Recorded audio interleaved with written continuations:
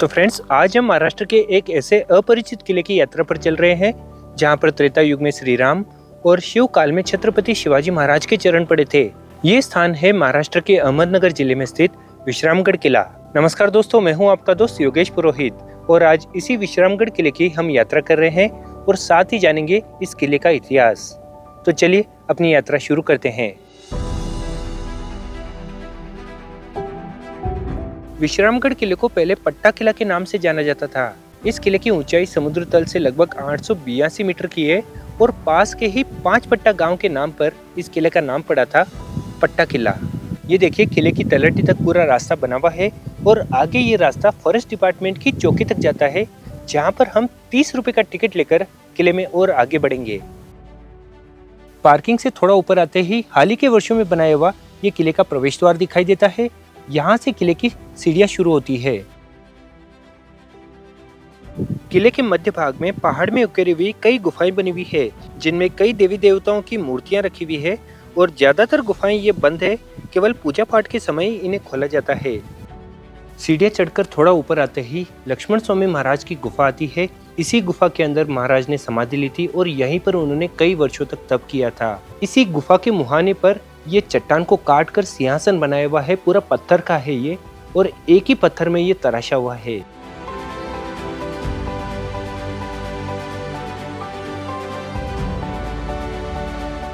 किले पर थोड़ा ऊपर आते ही और कुछ प्राचीन गुफाएं नजर आती है। हालांकि अब इनमें मंदिर बना दिया गया है, लेकिन पहले के समय में ये सैनिकों की रहने की जगह थी। गढ़ पर पहरा देने वाले सैनिक इन्हीं गुफाओं में विश्राम किया करते थे। यहाँ से आगे थोड़ा कच्चे रास्ते पर चलने के बाद आगे सीमेंट की सीढ़ियां बनी हुई है, जो कि किले की चोटी तक जाती है।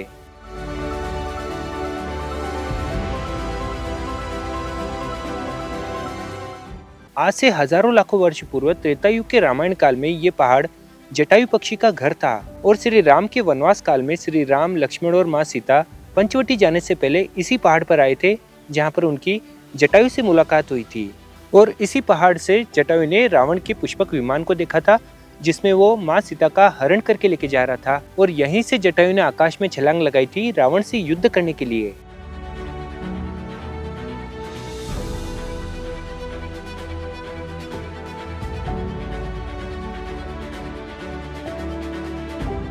फ्रेंड्स, ये है किले का मुख्य प्रवेश द्वार, जिसे उत्तरी द्वार भी कहते हैं। पुराने समय में किले पर आने का यही रास्ता था, लेकिन अब ये समय के साथ बंद हो चुका है। ये जो नई सीढ़ियां बन चुकी है, यही किले पर आने का रास्ता है अब।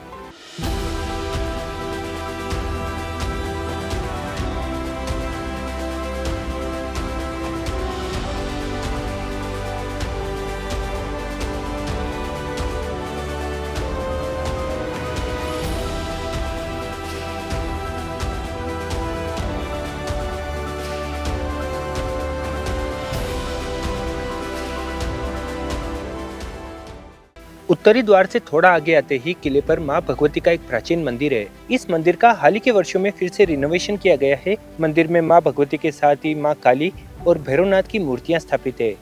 चलिए यहाँ दर्शन कर फिर ऊपर की तरफ चलते हैं।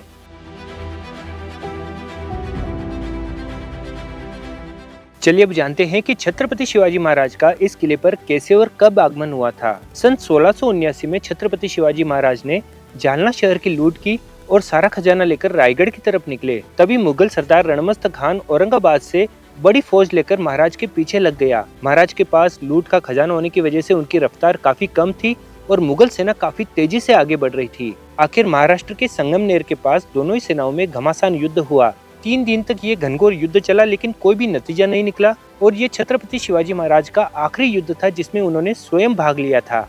तभी मुगल सेना की मदद के लिए औरंगाबाद से और फौज रवाना हो गई। तब मराठा सरदार हम्बीराव ने महाराज को लूट का सामान लेकर पास के ही पट्टा किला पर जाने का आग्रह किया। तब 22 नवंबर 1679 के दिन छत्रपति शिवाजी महाराज पट्टा किला पर आए पूरा लूट का सामान लेकर, और किले पर पहुंचने तक 3 दिन के घमासान युद्ध की वजह से महाराज की तबीयत भी काफी ज्यादा खराब हो गई थी। तब महाराज ने इस किले पर 33 दिन तक विश्राम किया था और महाराज के विश्राम करने की वजह से इस किले का नाम बदल कर रख दिया गया विश्रामगढ़ किला। मंदिर से ऊपर आते ही हम पहुंचते हैं किले की सबसे बड़ी इमारत अंबर खाने के पास। ये किले की एकमात्र इमारत है जो कि आज भी काफी अच्छी स्थिति में है। अंबर खाने के सामने ही छत्रपति शिवाजी महाराज की मूर्ति स्थापित है और इस अंबर खाने के अंदर छत्रपति शिवाजी महाराज का पूरा राज दरबार दिखाया हुआ है। ब्रिटिश काल से पहले इस किले पर कई सारी प्राचीन इमारतें थी, लेकिन उसके बाद में ये इमारतें लगभग नष्ट हो गई। लेकिन अब यहाँ पर ये केवल अंबर खाना ही बचा हुआ है। ये किले की एकमात्र और सबसे बड़ी इमारत है।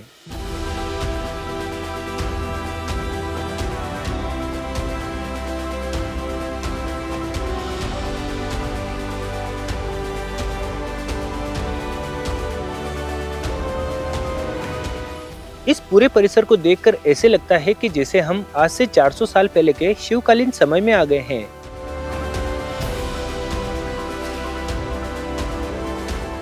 अंबर खाने से 100 मीटर थोड़ा आगे आते ही एक बड़ा सा पानी का हौद बना हुआ है। इसे हाथी हौद कहते हैं। इस हौद की चौड़ाई और लंबाई लगभग 25 बाई 50 फीट की है।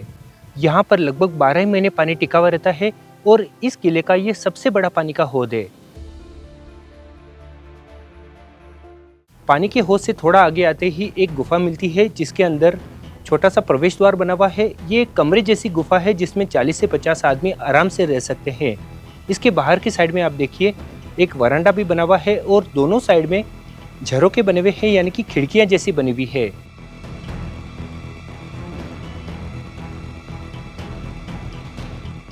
चलिए यहाँ से आगे की तरफ चलते हैं जहाँ पर इस किले की सबसे बड़ी गुफा और अनाज के कोठार बने हुए हैं। अब हम आ गए हैं इस किले की सबसे बड़ी गुफा के पास में। ये बहुत ही बड़ी गुफा है।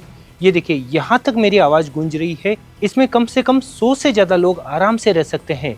चलिए इस गुफा को आपको अंदर से दिखाता हूँ। और यहीं पर अनाज के कोठार भी बने हुए हैं। पहले के समय में किस तरह से अनाज का भंडारण किया जाता था ये यहाँ पर हमें स्पष्ट रूप से देखने को मिलता है। यहाँ पर देखिए बोर्ड भी लगा हुआ है, शिवकालीन धान्य कोठार, यानी कि छत्रपति शिवाजी महाराज के समय इस अनाज के कोठार का निर्माण किया गया था। इस गुफा के सामने ही ये जो आपको 2 बड़े बड़े खड्डे दिखाई दे रहे हैं, इन्हीं के अंदर अनाज का भंडारण किया जाता था। हर एक खड्डे में लगभग 1-1 टन अनाज आराम से बैठ सकता है, इतने बड़े ये खड्डे हैं। और इन कोठारों में इतना अनाज रहता था कि पूरी सेना के लिए 12 महीने तक आराम से चल जाता था। हर खड्डा लगभग 4 फीट बाय 10 फीट का है और आगे की साइड में भी और कुछ कोठार बने हुए हैं, लेकिन उनके अंदर मिट्टी भर चुकी है। लेकिन ये काफी साबुत है क्योंकि इस गुफा की वजह से यहाँ पर मिट्टी नहीं आती है और ये काफी अच्छी कंडीशन में भी है। हर कोठार की चौड़ाई और गहराई 4 बाय 10 फीट की है।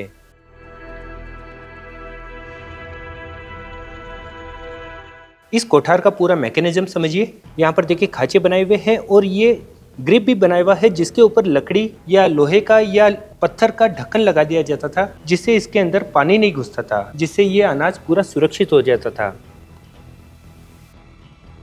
इस गुफा का निर्माण किले की सबसे ऊंची जगह पर किया गया है और कहा जाता है कि छत्रपति शिवाजी महाराज इस गुफा में काफी लंबे समय तक रुके थे।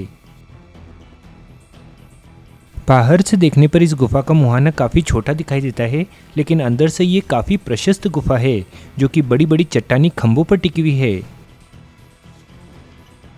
ये जो खांचे आपको दिखाई दे रहे हैं, ये पुरातन काल में दिए रखने की जगह थी।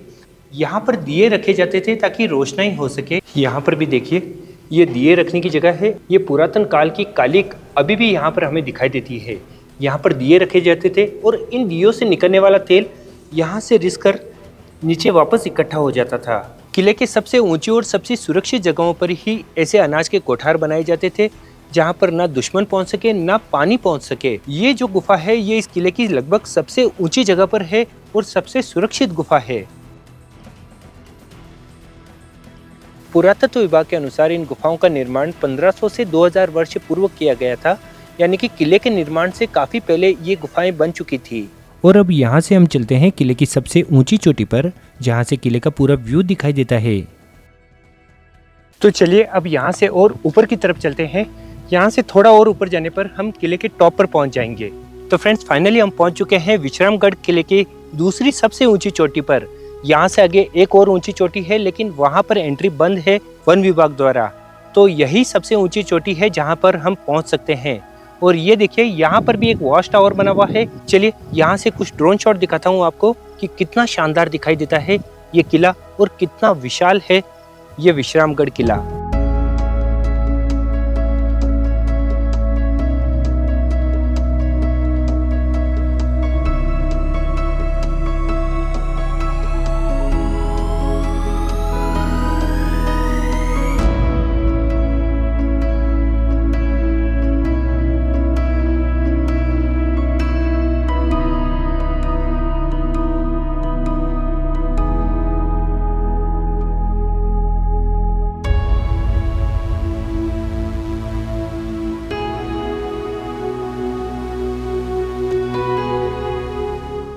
ये देखिए, इस तरह के व्यू पॉइंट इस किले पर जगह जगह बनाए हुए हैं। यहाँ पर एक व्यू पॉइंट है और आगे उस पॉइंट पर भी एक व्यू पॉइंट है, यहाँ पर भी एक व्यू पॉइंट है।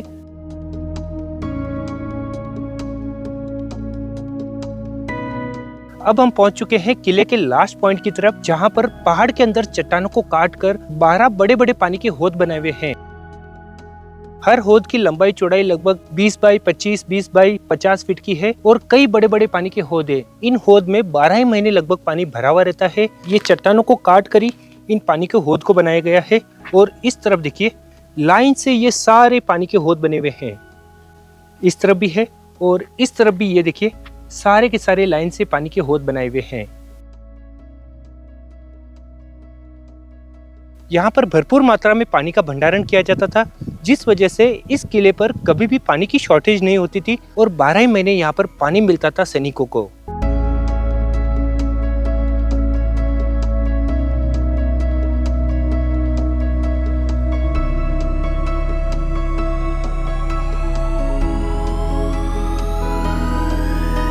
तो चलिए फ्रेंड्स, अब यहाँ से वापस नीचे उतरना शुरू करते हैं। 5 बज चुके हैं और 6 बजे वन विभाग की तरफ से किले की एंट्री बंद हो जाती है, तो लगभग 1 घंटा हमें नीचे उतरने में लग जाएगा। चलिए अब जल्दी से नीचे उतरते हैं और अपनी ये यात्रा पूरी करते हैं।